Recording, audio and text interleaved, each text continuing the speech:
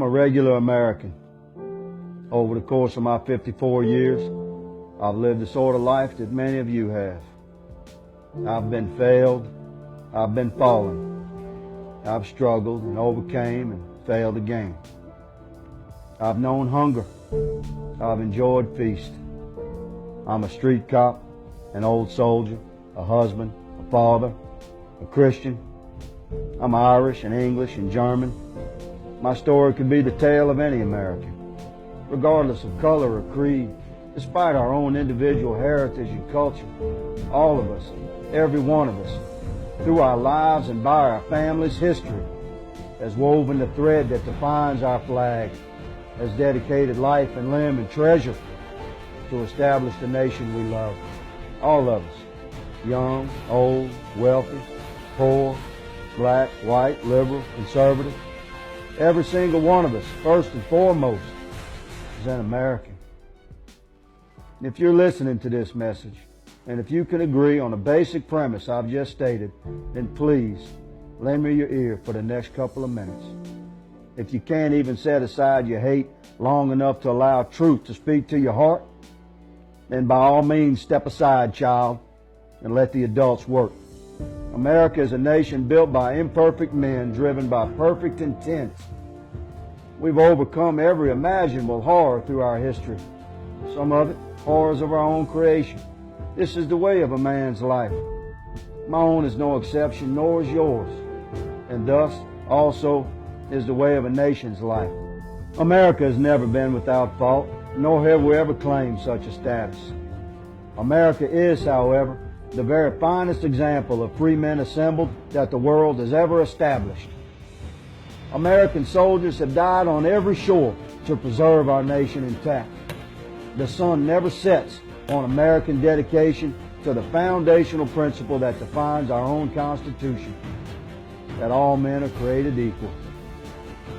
American citizens work tirelessly across the globe to bring relief to the poor, to bring peace to the besieged, to bring stability to the shaken, and to bring freedom to the oppressed.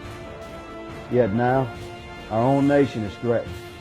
America is in grave peril from threat across the seas and also from within. The elected and appointed elitist few who have seized power in Washington have squandered our wealth, mortgaged our children's future, and betrayed our trust. America faces a $20 trillion debt. Even with courageous action now, our so-called leaders in D.C. have mortgaged our future for an entire generation yet unborn. Our once respected and feared status as the world's most powerful nation has been diminished.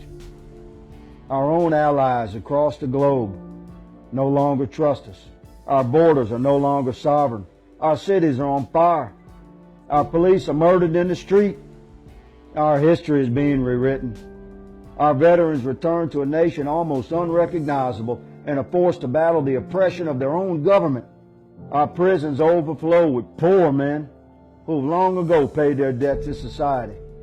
Meanwhile, our nation is run by thieves in suits, career politicians that no longer represent we, the people.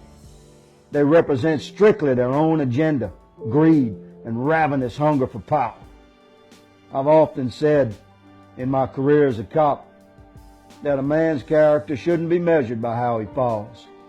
It should be measured by how he stands back up. And in many ways, our nation has fallen.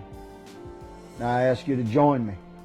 I ask you to take the hand of your brother and sister of every creed as we magnify our strength by the power of our American spirit. I ask you to set aside our differences and stand together as one nation under God, to stand as one people beneath the glory of one flag, to stand as a nation reborn as we face perils both foreign and domestic. Together, we can stand this thing back up.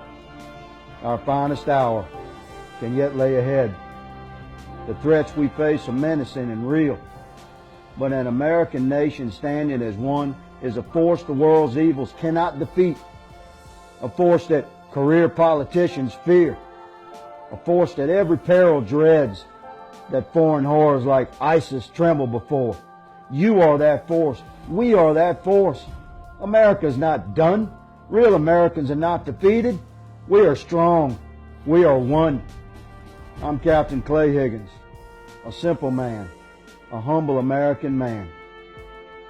From bended knee, I thank you for what you are. My brothers and sisters all, joined by the bond of our spirit.